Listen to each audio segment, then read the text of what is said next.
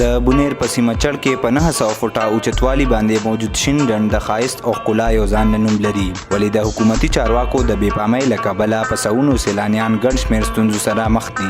یو خوا کو د لارې مسله ده، نو بل خوا دلته د ناستې او د خوراک هم څه خاص انتظام نشته دی. راغلي سیلانیانو په دې هکله څه داسې وویل: موږ دلته چکر لپاره راغلي یو، دې چړ نوم دی، چړ، او دا چې کوم ځای دا په شینډن نوم باندې یادېږي. دا ډېر تاریخي ځای دی، دلته کې زړه آثار قدیمه هم شته دی، او دا اوس د اوبه لګې خړې دي، خو نور باران شوی د هغې د وجې نور دا سپېشل ځای دی. دلته کې ډېر زبردست ډېر زیات خلک راځي. موږ راغلي یو په چکر باندې خپلو ملګرو سره ډېره زیاته مزه یې وکړه. ډېر زیات ښکلی ځای دی او ډېر زیات مزدار اوبه دي پکې، ډېر زیات ښکلي ښکلي ابشارونه دي پکې دلته. خو دغه دا دی چې دلته حکومت دې ځای ته داسې توجه نه ده ورکړې چې مطلب دې ته ښکلی ځای برابر کړی وي، او بلکل خرابې ګټې پکار دي ته کچه غوندې سړک کم از کم وکاږلی. دلته موږ ټور له راغلي یو، حالان کې دا ځایګۍ داسې دي چې د راختو ډېره خطره ده. دلته واړه هم ډېره په ګرانو راختې دي. پکار دی حکومت دې چې دې ځای ته توجه وکړي. شینډن ته چې زه راخېږم نو 15 پیرې به زه دمه کومه. دلته زموږ دپاره څه سهولیات پکار دي او سهولیات چې کم نشته. نو موږ د شینډن موږ سلیکټ کوو، موږ را روان شو.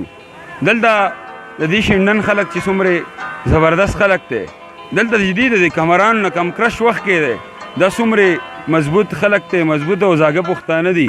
هغې ما ولیدو او موږ سلیکشن وکړو، موږ دلته سټډي ټور لرالو.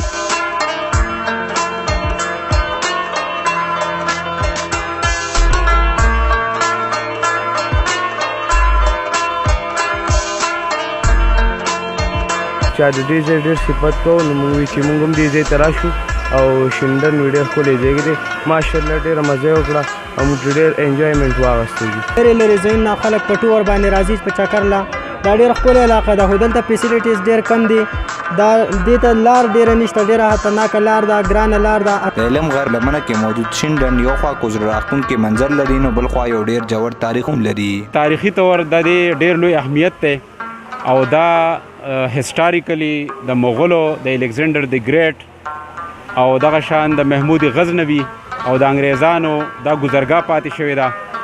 او د ټولو نه تاریخي حوالې سره دا چې کم د هندوستان بادشاه رام چندرګپتا چې کم بچی و، هغه په دې علم کې چیله شوی او کله چې هغه ته پته ولګېده چې د هغه محبوبه سیتا د راون په قبضه کې ده، نو هغه د دې ځای نه تللی و سریلنکا ته او هلته یې راون له شکست ورکړی او خپله محبوبه یې ترې ازاده کړې وه.